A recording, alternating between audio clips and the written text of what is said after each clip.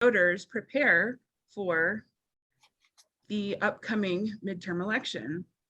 In our first hour, we talked about the 4 constitutional amendments that Tennessee voters will see on the ballot. And in this hour, we're going to have a conversation with a few of the expert members of our community on the topic of women, healthcare, and the election. And so I'm going to fairly briefly introduce our panelists, and then we will let them each take their turns sharing what information they have to share with us as we prepare for this election. So our first panelist is Dr. Marcia Noe, who is the first vice president for membership at the League of Women Voters of Chattanooga. Dr. Noe, I found this information online, so I don't know if you're actually still the first vice president for that. You can correct me if I'm wrong. Can you hear me? Yes. I'm a first vice president for a program. I Perfect. switched jobs recently. Okay. And Dr. Noe also is a professor of English and the director of Women, Gender, and Sexuality Studies at the University of Tennessee at Chattanooga. She has a book coming out called 3 Midwestern Playwrights, and has also worked closely in getting students engaged with the democratic process, including hosting voter registration drives and other opportunities to be engaged. Dr. Mary Lambert, who is not here yet, I don't think, but hopefully will be joining us soon, is a Chattanooga native who has served in a variety of roles, all interested in public health, and was recently named the Director of Community Health by Chattanooga Mayor Tim Kelly. She worked in the Center for Disease Control in the Food and Drug Administration in the White House. She was part of the COVID-19 response in Chattanooga, and so we're lucky to have her. And our third guest, our third panelist, is the Reverend Dr. Sheila Harris, who is a native of Chattanooga and attended public schools before getting a Bachelor of Social Welfare degree from East Tennessee State University, a Master in Healthcare Administration degree, and a Doctor of Theology degree. She was one of the first 3 Black females to serve as a school member of Chattanooga Public Schools, and she was also the first Black female to serve as a Hamilton County Commissioner. We're very lucky to have this distinguished panel. And Dr. Noe, I'm gonna let you get us started. So you have the floor. All righty. I'd like to acknowledge first that this talk was developed with the assistance of UTC senior Megan Doman, who is a double major in women, gender, and sexuality studies, and also in computer science. Multi-talented person. So in a recent issue of Vanity Fair, Gloria Steinem expressed her surprise that 50 years after Ms. Magazine was founded, we're still dealing with the same issues. I think this statement is especially true with respect to women's health care. We haven't made much progress on these issues and have in fact gone backwards on a couple of them. After reviewing a lot of the factual information currently available about women's health care in the United States, I've reached an unsurprising conclusion, and one that probably many of you have also reached. Many of these issues simply boil down to lack of access. Women who are most in need of health care in this country can't get it. The solution, support for candidates at all levels, but especially at the federal level, which I believe this is where we are going to have success, who commit to public support for women's health care in all forms, and are equally committed to guarantee quality health care to all women in the United States, regardless of race, class, sexual orientation. Okay. One of the most shocking statistics that I have come across is that out of all the developed nations, we are at the top of the list in terms of maternal mortality. It means, more mothers die in the United States than in any other developed country. Most of these problems would have been preventable. The situation is worse with respect to women of color. There is 3 times or more the risk for Black women and than white women in terms of maternal mortality, and it's also high for Native American women. Getting back to the issue of access, there are many disparities among women that impact access to women's health care. Disparities in education, knowledge about nutrition, knowledge about birth control. For example, in Tennessee, abstinence-only sexual education is legal. A lot of this abstinence-only sexual education, according to Catherine Colbert, who has a new book, which is interesting. It's called Controlling Women, What We Must Do Now to Save Reproductive Freedom. A lot of these abstinence-only programs contain misinformation, for example, about especially high rates of condom failure, which is not true. Life constraints. Women who are drug users have enormous healthcare problems. Women who have problems with intimate partner violence, high rates of homicides. Women in poverty, women facing eviction are more likely to have poor birth outcomes. Poverty is a major source of stress, which leads to poor birth outcomes. Women who have jobs that don't have maternity leave. And there's another issue in which the United States is far, far behind other developed countries. Physically demanding jobs that women have to do during a pregnancy in order to support their families. In terms of healthcare disparity, in terms of the healthcare that we have now, TennCare recipients are more likely to have health complications. Blood clots and stroke are harder to catch with poor healthcare availability. Rural areas lack doctors, sometimes nurses and nurse practitioners. There's a nationwide shortage of midwives. Really, I hope I'm not stealing other panelists' thunder here. This is pretty comprehensive. Medical misogyny and medical racism. Women of color not trusted or believed by doctors. A 2016 survey of white medical students showed that nearly half of them believed false information about biological differences between Black women and white women.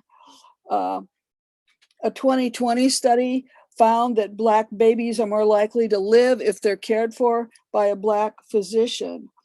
And then we have to get inevitably, I think, to the abortion ban.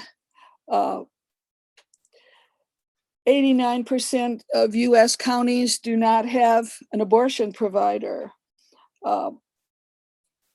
Where abortion is illegal as it is in Tennessee, women would have to travel, which is expensive and time consuming, to a state where abortion is legal. This puts a disproportionate burden on poor women, women of color, teens, who may live in a state where they have to acquire parental permission for an abortion.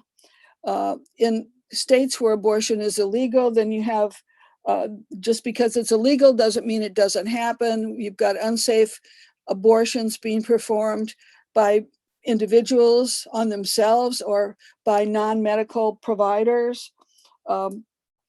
In states where abortion is illegal, as it is in Tennessee, it's driving doctors out of the state. So what do we do? Okay. In an ideal world, we would decriminalize abortion.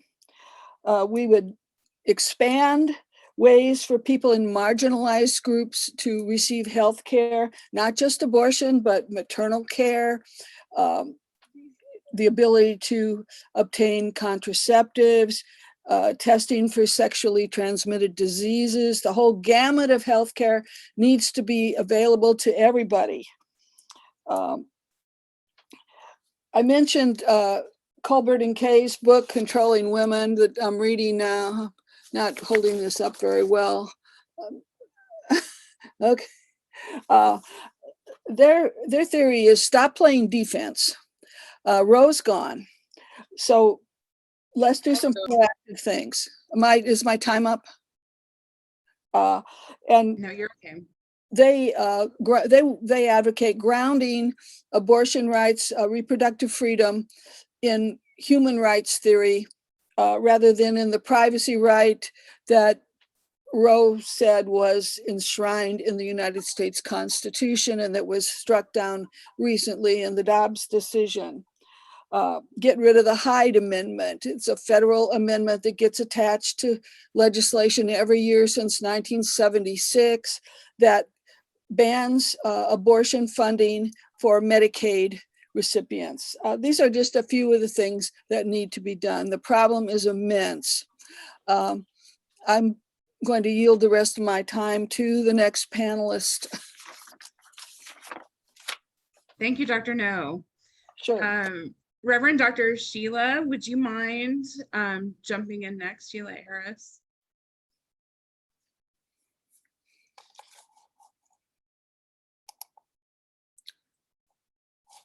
She needs to unmute. Sorry about that. Thank you. As I was looking at the information, and again, thank you for inviting me to be part of this panel. I think sometimes we have to look where we've been in order to understand where we're going. And so as we talk about voting and voting rights, and we're talking about women in this aspect, I went and researching, and the 19th Amendment ratified on April the 18th in 1920 gave women the right to vote. But you also have to look at the fact that it gave a specific segment of the population to vote. Black Americans, African Americans were not given that right to vote. And so throughout the years, it took years for African Americans, women and male alike, to be able to vote. And that came out of 1965, the Voting Rights of 1965. So as we look at where we've been with the voting, we must understand that we are now in 2022, and it is very important that we continue to vote, that we push our young women to understand and research that they have a history of voting, how to run for political office, how to be a voice in the community, and how to be forceful. We can no longer sit back and let it be status quo. We must be active, we must be involved, and we must get our young women to vote, even forming a coalition to teach them how to run for a political office and how to be involved. And as we look at it from a healthcare standpoint, we need to understand that policies made by the government affect our healthcare. I was looking at Satcher Health Leadership Institute, and it states that the determinants of health create the social drives, including poor environmental conditions, inadequate transportation, unsafe neighborhoods, lack of health food options. We know if we look at Hamilton County and in the city of Chattanooga, that we have conditions that are poor, environments that are poor, where people are living in substandard housing. We have parts of the community where it is a food desert, where they do not have adequate food or have adequate access to food. And so that impacts your health care. If you're not eating right, then your health will suffer. We also need to look at the fact that there's a higher cost of health care at this period, health inequality. And as we look at that, we know that the cost of healthcare is skyrocketing. Even if a person is on Medicare or Medicaid, there's certain medication that they can afford.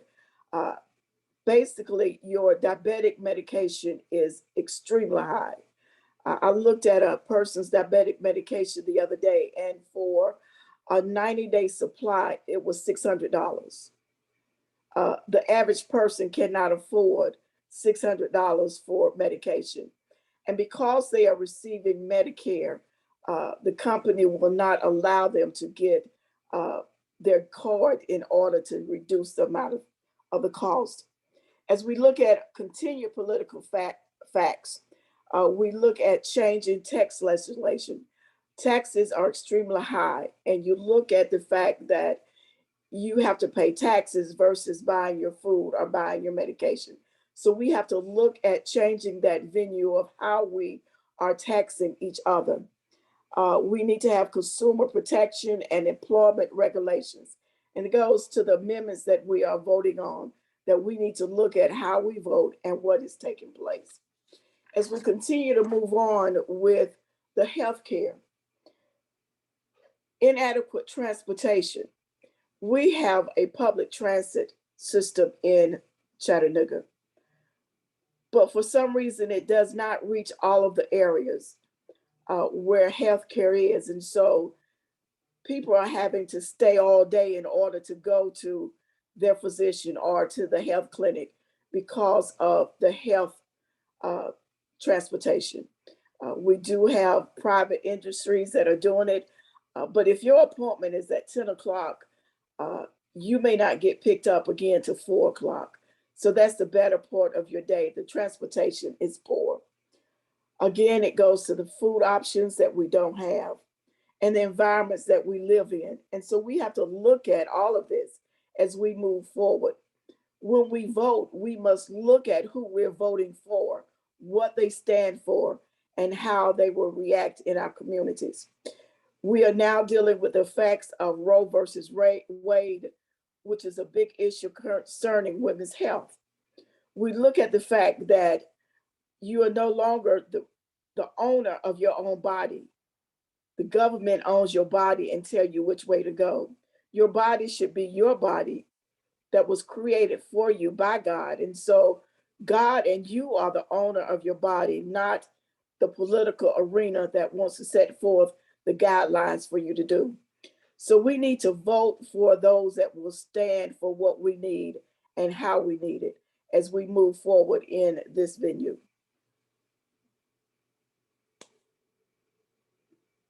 Thank you so much.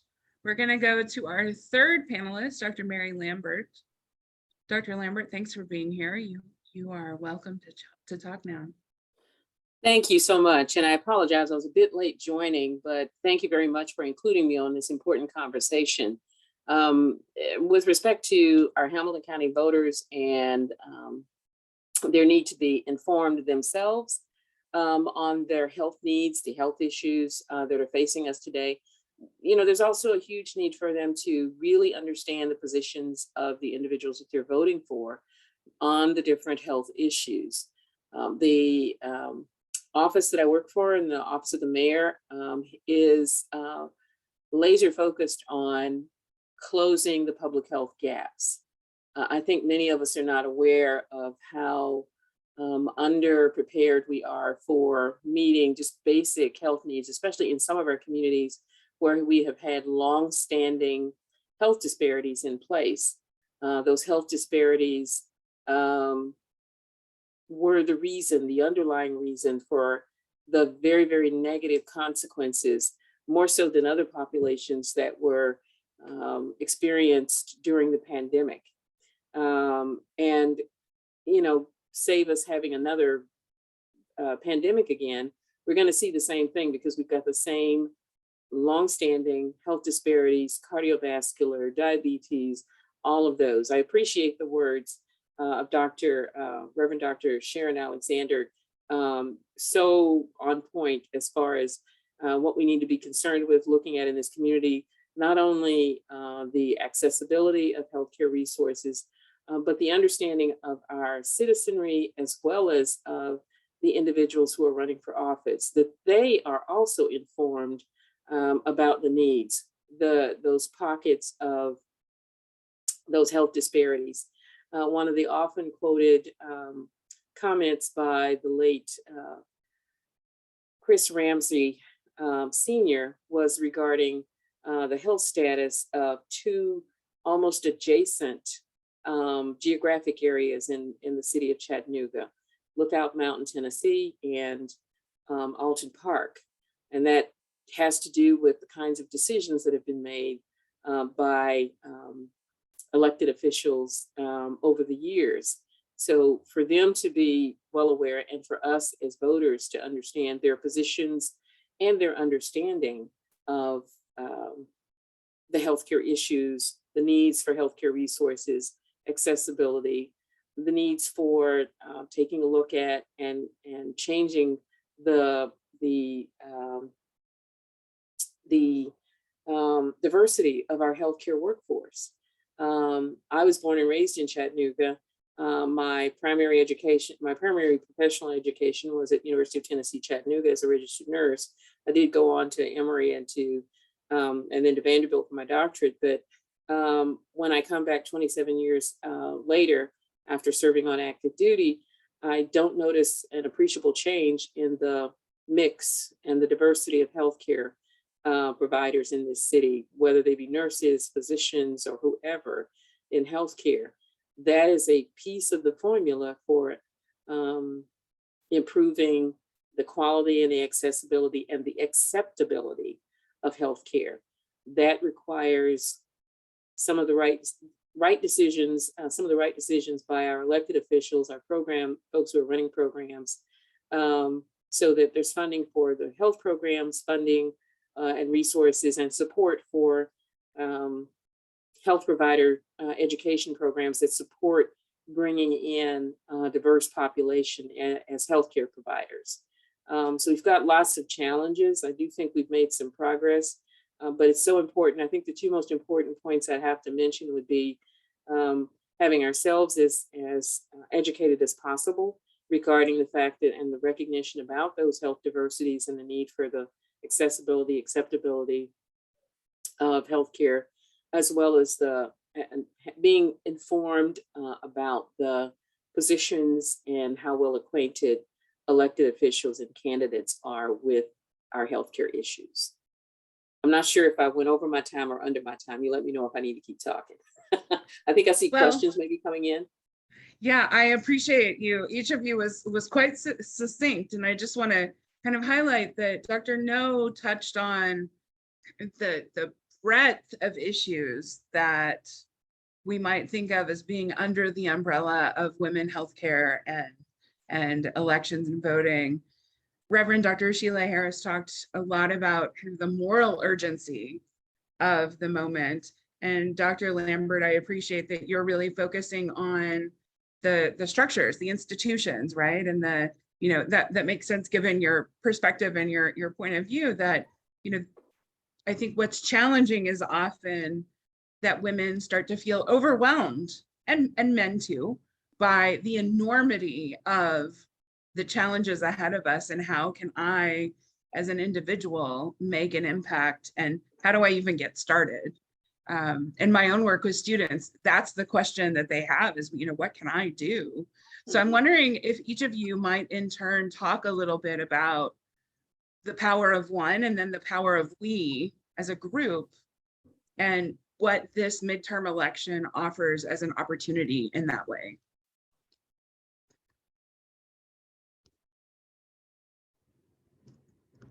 And Dr. Noe, I did mute you, so if you want to talk, just make sure you unmute yourself.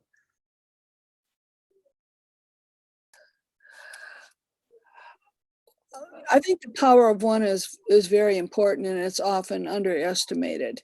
And we can all get involved in this election and in future elections and work for candidates who support the kinds of women's healthcare needs that the three panelists have outlined.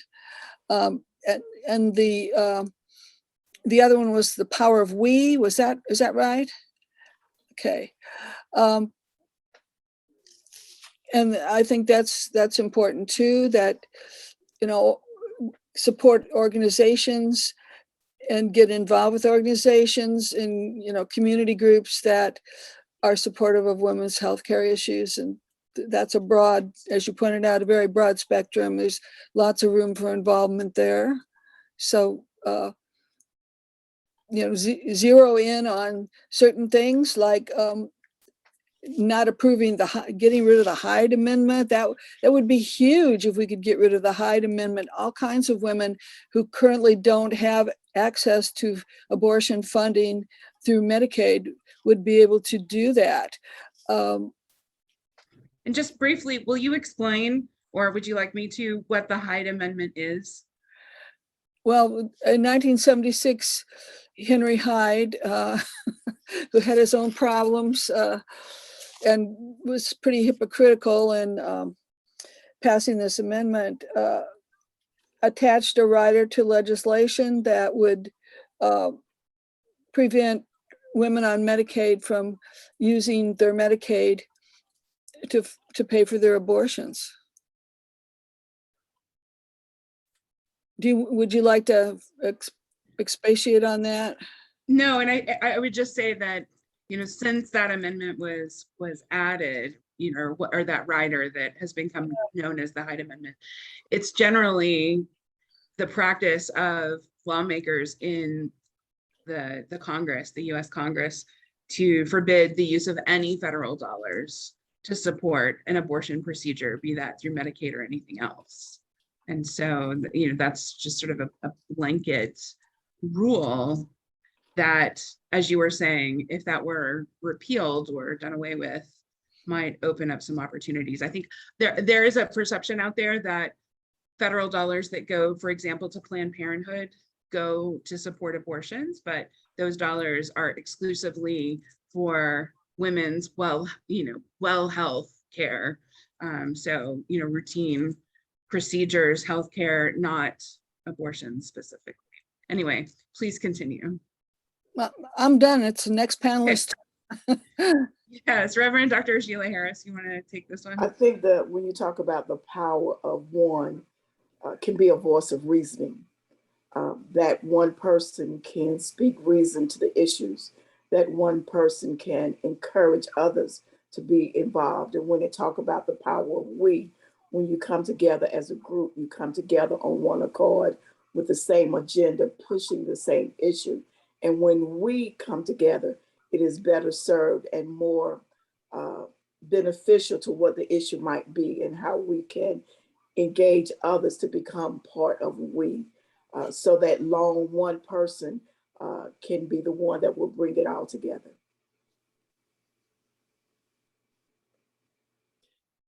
And Dr. Lambert. yes, you know, as far as, you know, with respect to the power of one, I think the power of one is just that. It's very powerful. I think the influence that we have with our friends, our family members, our neighbors, to educate them to the things that they may not be aware of, they may not know about with respect to health needs, and with respect to the candidates and where maybe some of the candidates stand and how much experience or knowledge they may have regarding health needs and issues. The power of we is also incredibly important. I think of the number of community and community organizations who, many of them that I'm familiar with, have at least a part of their program activity related to health. The Greek organizations, the other civic organizations, I am not aware of any of them that don't have some element of activity in their programs, usually from their national offices, as guidance related to impacting the health of the community in the way that they do that. And they can do that with their power as an organization in educating the community, as well as in educating some of our elected officials and some of the candidates on the health issues.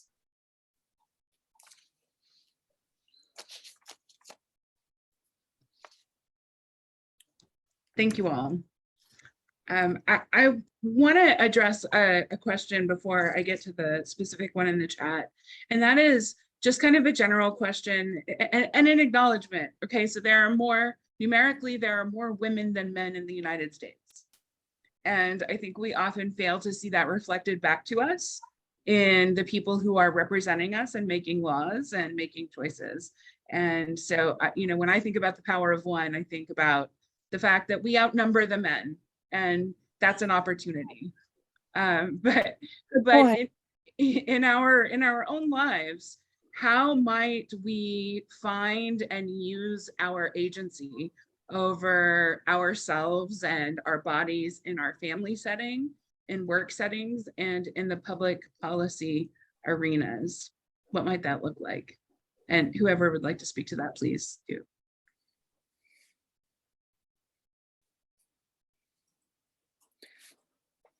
Wow.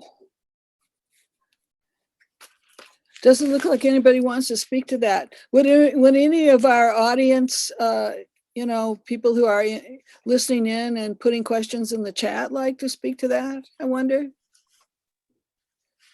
As it relates to our families, this is Theresa Turner with the Voters Coalition. How do we talk to our children about having agency over their bodies?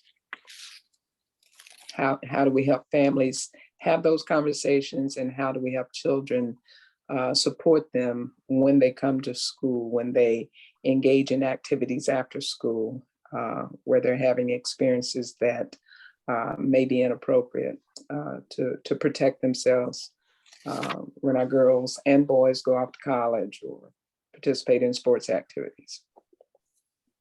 I think with me coming from a religious background as a pastor, what we tend to do is that we work with the children as far as a mentoring in the church. We talk to them about their bodies. We talk to them about what they can do to protect themselves. We instruct them on how to react and not react in certain situations.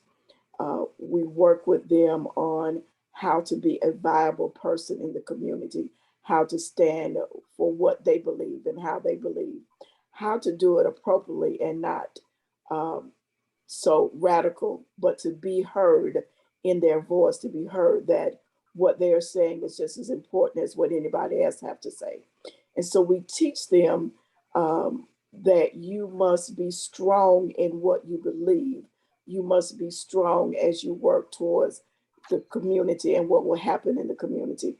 And if they have a desire to be in politics or move forward, then we are there as a support base to instruct and help and nurture them in the way that they would like to do and what they would like to see. And so we let them be their own individual. And some are very outspoken and know what they want. And so you have to be there to be supportive.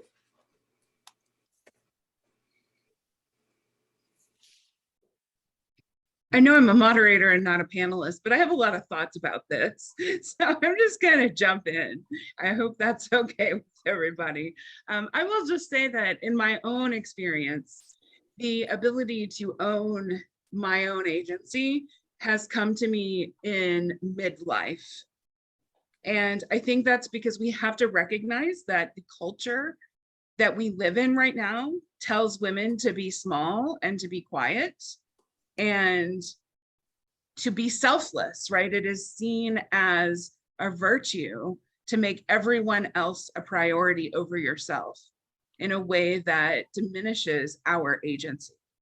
And what I really hope is that we, as a collective, the people who are here and others, that we can create or change or make it so that younger women don't have to wait until they're in their 40s to feel like they have the right to speak up for themselves, to kind of deal with all the demons of the culture that they've been raised in. And so, I think that everyone here, the educators, the healthcare providers, the faith community, the, organized, voter education community, we all have a role to play in that. And it's really modeling for younger women the idea that it is not noble to be selfless, that is in fact how you lose your agency. Those are my thoughts.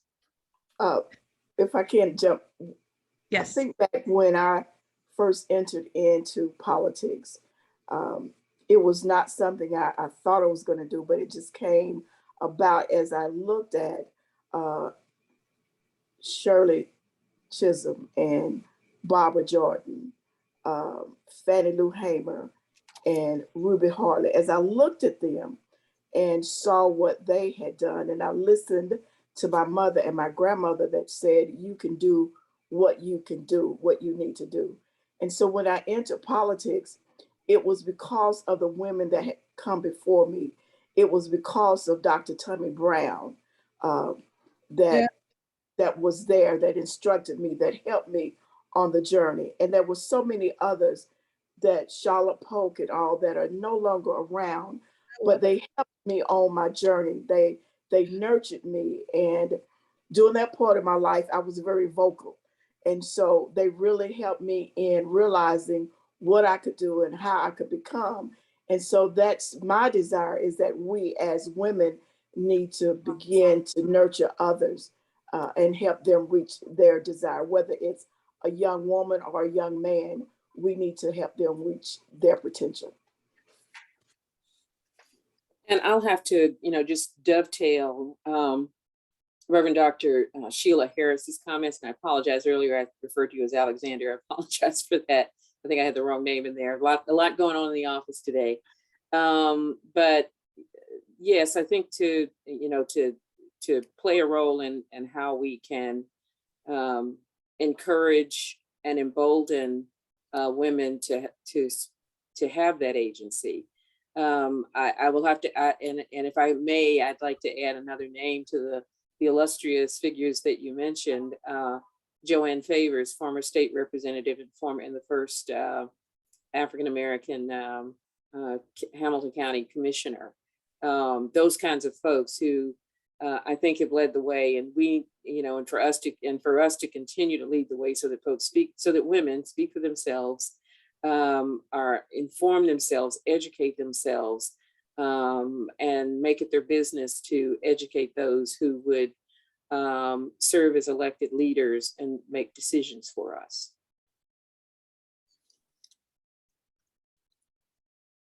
Evelina, you've got your hand up. So Yes. polite. Please. All right. Anyway, I'm a native of Tuskegee Institute, Alabama. And for those, by saying that, that says a lot for the African Americans here who know. I grew up in an environment where women were very involved in the girls' lives, young girls' lives. And we had Girl Scouts. That's where we learned leadership skill. And of course, our Girl Scout leaders were all African-American women. And for that reason, we were always encouraged to rise, reach for the highest calling, as we said. And then when I became a young parent, I started noticing the girls weren't being as, I guess, forthcoming in leadership kinds of position. They were always supporting the guys or the boys in high school. And so I said, I need to start an organization. So I started, because at that particular time, Girl Scouts didn't go up to high school level. They do now. But I started a group, an organization for girls. And it just, I just took them everywhere, exposed them to everything. And each of them supported each other in school and in high school, and they just blossomed. And I think that women can play a major role in the lives of girls developing into leadership skills, that you can do it. Why can't you do it? And give me a reason why. And by giving them the opportunity to practice those skills and supporting them and having another support group behind them, they're just not alone, I think is significant. Thank you so much for that. And Evelina, you mentioned in the chat this idea, this is a very specific idea, using mobile health units to service residents, especially seniors and people who are living in areas where it's sort of like a health desert, like we think of a food desert.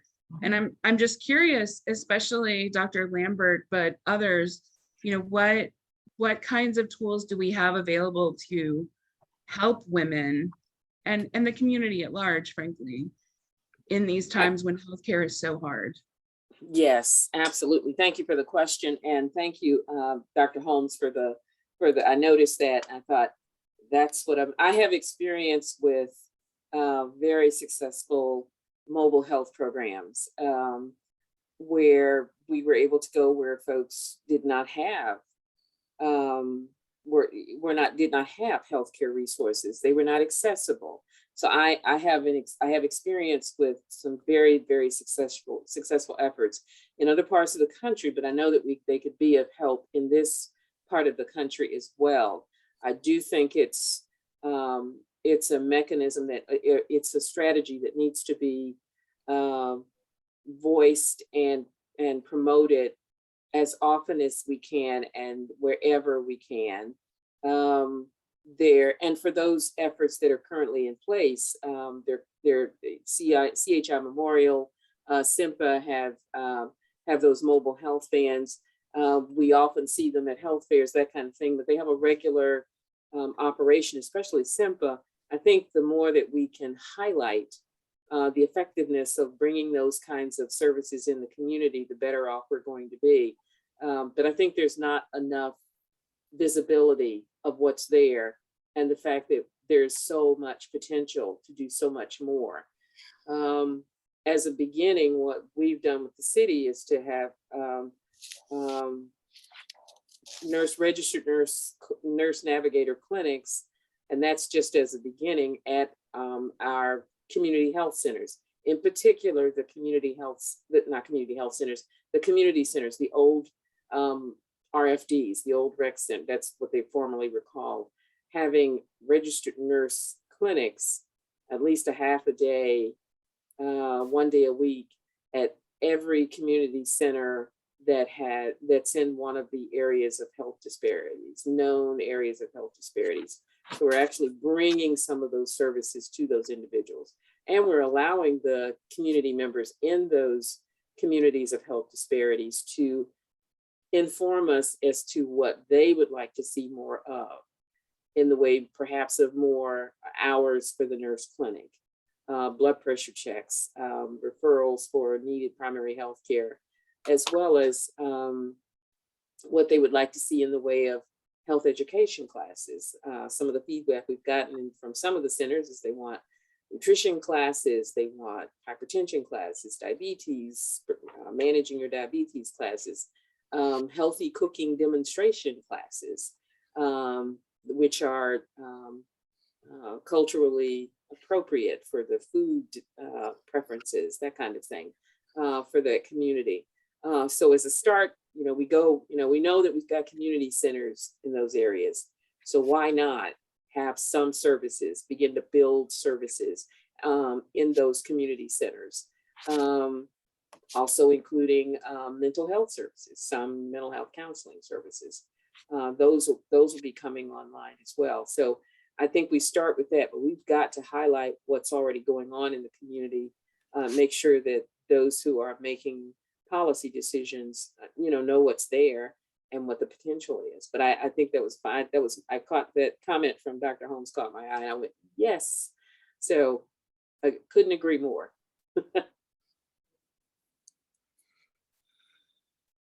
So I want to ask another question that I think about a lot as an educator, and I imagine that each of you will have a very different perspective on. As we're trying to build awareness around some of these issues and ways that we can address them and getting the word out about candidates, campaigns, and those sorts of things, how do you recommend people try to stay informed? We have the Times Free Press in Chattanooga and it's hanging on, but the ability to get reliable, nonpartisan, fact-based information has never been harder. And I'm just curious what advice you would give to people who feel like they want to know more and don't know how.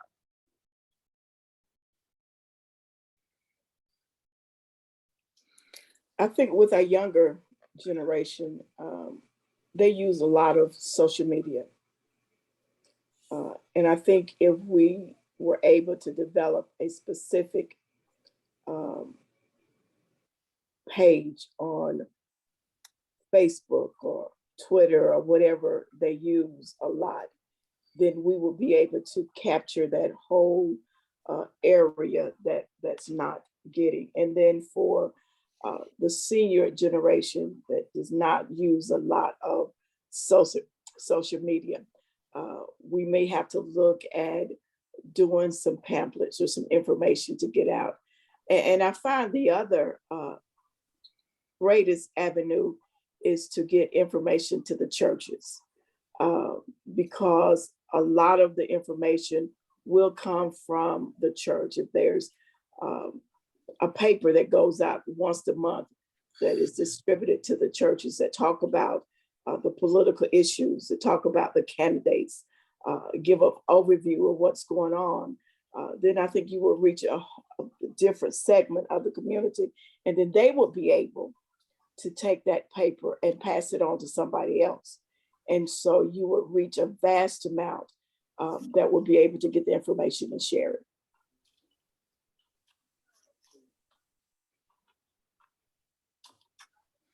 I'm wondering does a mayor's council on women still exist that was active under Mayor Burke? If it does, that might be a venue for organizing to get out information in a widespread kind of way. Yes, it does. The Mayor's Council on Women, the Council on Women does still exist, and there are subcommittees under that council.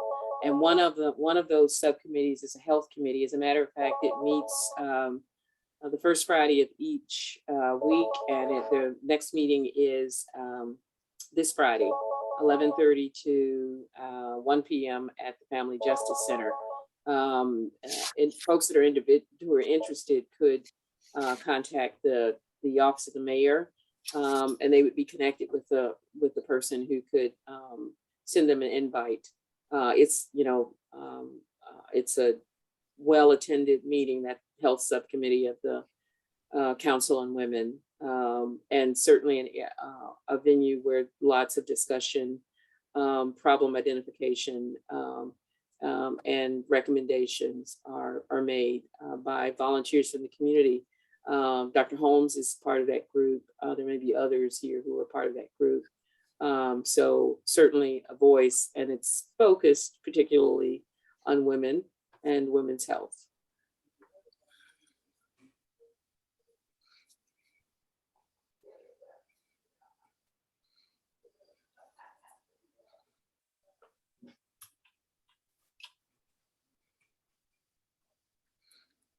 Do we have some questions in the chat that might be looked at?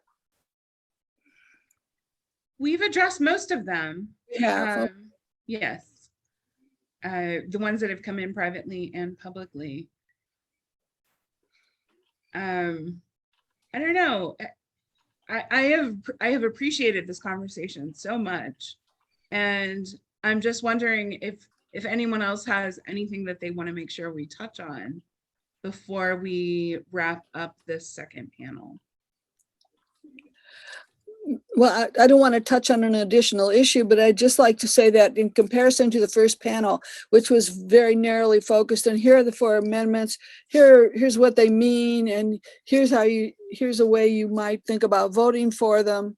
The scope of this panel is just overwhelming.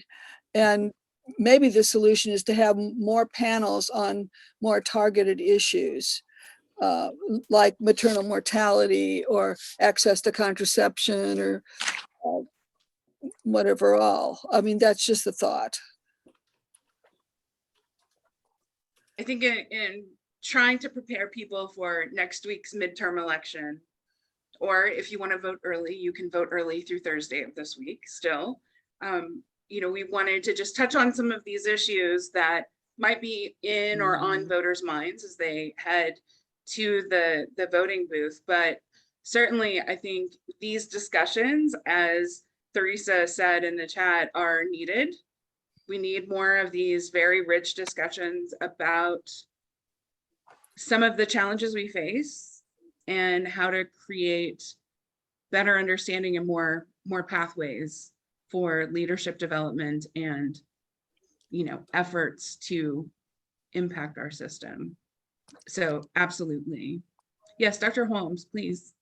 Yes, one of my concerns as I listen to the news has to do with our doctors. I'm very concerned about our OBGYN doctors leaving the areas, and that's real.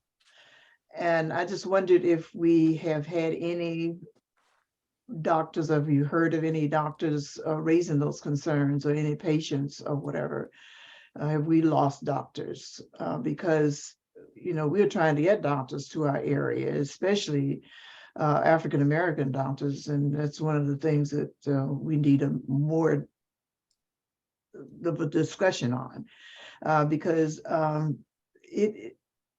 we are talking about health disparities among women, especially among African-American women, because a lot of them seek African-American physicians, and they just practically don't exist in Chattanooga.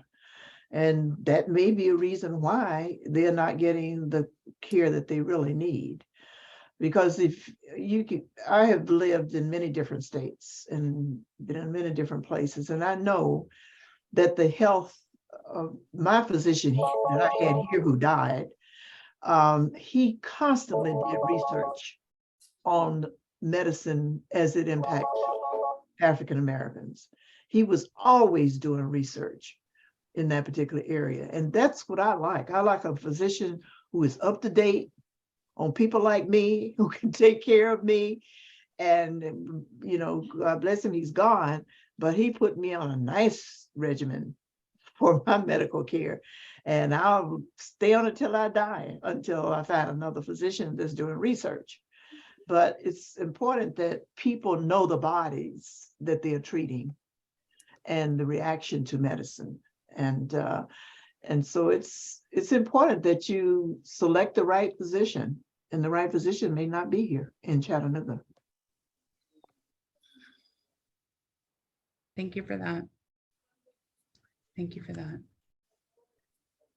Well, I'm going to hand it over to Theresa Turner, who wants to say a few things in closing. Theresa. Well, first of all, Dr. Liz Norell, let's give Liz a big hand. I want to say that on a very short notice, she just stepped up to the plate. She was not originally affiliated with the Voters Coalition, but thank God we have a voter education team leader in the form of Joe Boshier, who has a wider network than what I as an individual or any of us have. And I want to thank Dr. Sheila Harris for always saying yes to anything that's asked of her. Dr. Mary Lambert, likewise. These are women that I just sort of stumble upon as a person who's not from Chattanooga, but whose names keep coming to me, and you keep seeing in various rooms doing all the important work, along, of course, with Dr. Evelina Holmes. And then Dr. Marcia Noe, thank you for agreeing to be a part of this discussion. I had not met you before, but you all have done a phenomenal job. To Joe, keep doing what you're doing. I want to encourage everyone, if you haven't watched the PBS series, I think it's on WTCI, on the Making of America, there's a segment on there that talks about how to engage the young people. And Dr. Harris is sort of right on point with, using the social media in non-traditional ways. The young people don't even use Facebook anymore. We old folks are still using Facebook.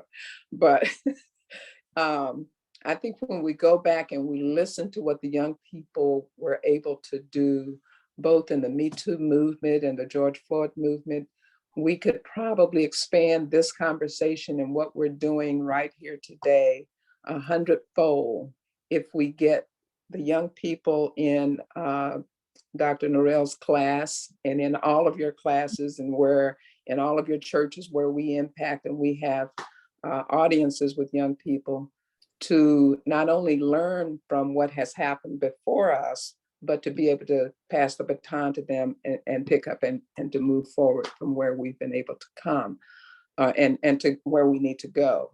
But I encourage you all to stay on the battlefield. We know we have about 6 days to do whatever we're going to do. And then we have real work continuing after that. So thank you, everyone. And I'd like for Dr. Holmes, if you have any closing comments as our founder, to acknowledge and thank everyone else. Well, I would just like to express my gratitude and thank you for an excellent presentation. I mean, the topics we've had today, I think were very timely, needed, and I hope that this is just the beginning.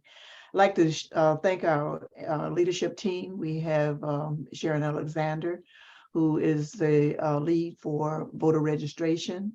And we have Gertha Lee on here, who's the assistant lead for voter participation, getting the people out to vote. And we have Bo on here, Joe rather, Boshier, who put this together. And this is what we need, Bo, Joe, we need this. This is what we need. Thank you all for taking the time out of your busy schedule to devote time to educating us on these topics. I appreciate it. The final word, remember that Tuesday is election day. So I hope you all will vote if you haven't already. If you want to vote early voting in Tennessee continues through Thursday, November 3rd.